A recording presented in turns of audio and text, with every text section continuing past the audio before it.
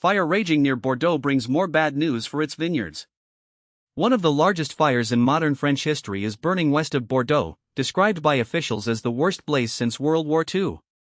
The inferno has forced hundreds of thousands of people to evacuate, and its flames have come to within about 10 miles of the historic Château Smith-Haut-Lafitte, whose vines have been tended since the 13th century. Draped in vines and flanked by half-timbered towers, the castle at Château Smith-Haut-Lafitte dates back to 1365.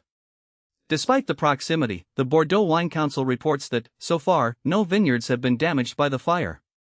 The blaze arrives as Bordeaux's winemaking sector already staggers under a combination of drought, recurrent heat waves, weakening sales driven by shifting consumer tastes, and the tariffs imposed by the former U.S. administration on French wine.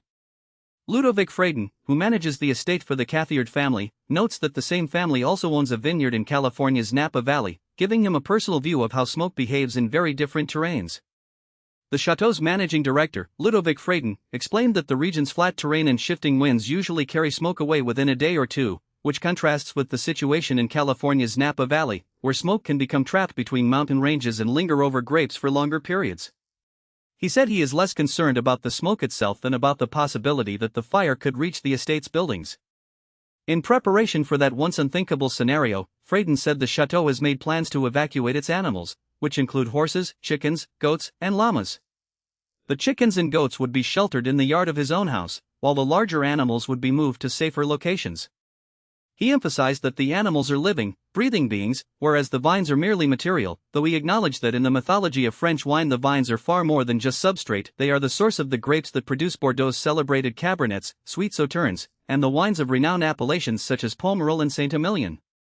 Experts caution that it is still too early to determine whether smoke from the fire will affect this year's vintage.